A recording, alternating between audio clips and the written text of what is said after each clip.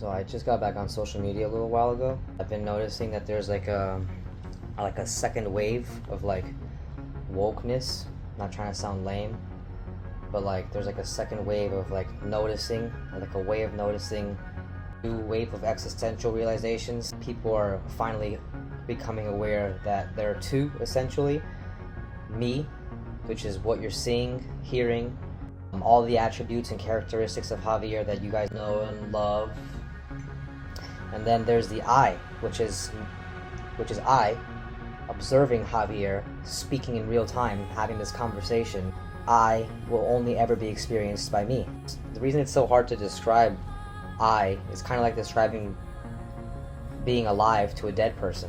You can't describe it with words because it creates words. It's life itself. It's being aware. It's been negative online, like the illusion that nothing's real. It's an illusion. Everything's fake.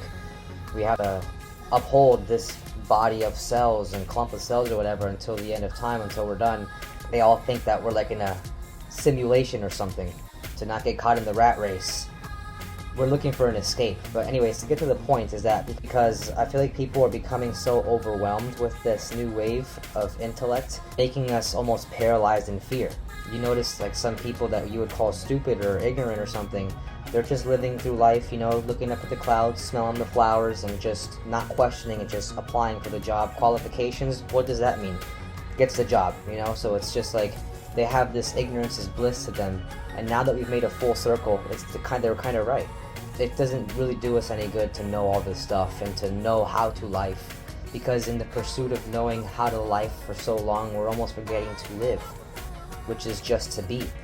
And so the quote in the Kabbalion, it says, "Lest you become entangled in the mire of the half-truth."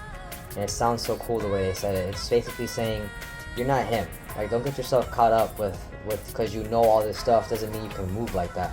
Like, you're still bound to your humanness. You're still my subject. Like, you can realize that you're inside of my dream, the dream of God. And so that's about as far as that goes. Just notice it, and that's it. Have that in your wisdom now. Use it as your guardrails, and then continue to move now with awareness. Be light, be joyous, but you can't do anything. And so, although you're in a dream, you still need to live really hard. Be immersed in your life. That's what it's trying to say. Lest you become entangled in the mire of the half-truth. It's like the Indian quote where it says you have 2 feet on 2 boats. You're going to sink down the middle when they spread apart. You got to pick one. You got to make the decision and go. Or, in this case, you got to just be the cards that you're dealt. Be the person that you are. Risk being seen in all of your glory and send it. Don't be so worried about how and all this. Just send it. Bite off more than you can chew and worry about chewing it later. God is in me, yet I am not he. That's kind of what it's saying here. You can realize that you have some consciousness inside of you, whatever you want to call it. You're part of something bigger, like when you're connected with people and stuff like that. But don't get it twisted, you're not God, although he is inside of you. J.K. Rowling created Harry Potter, and so she is Harry Potter because Harry Potter is but a figment of her imagination. He's still not J.K. Rowling, even though he literally came from her. Anyways, stay immersed in your life is all I'm trying to say. That's the whole point of all this. Don't get caught up in all the technicalities and complications of life. It doesn't do you any good to know how to open the door. Your job is just to be ready, and when the door opens up for you, you just walk through it, like Jim Carrey said.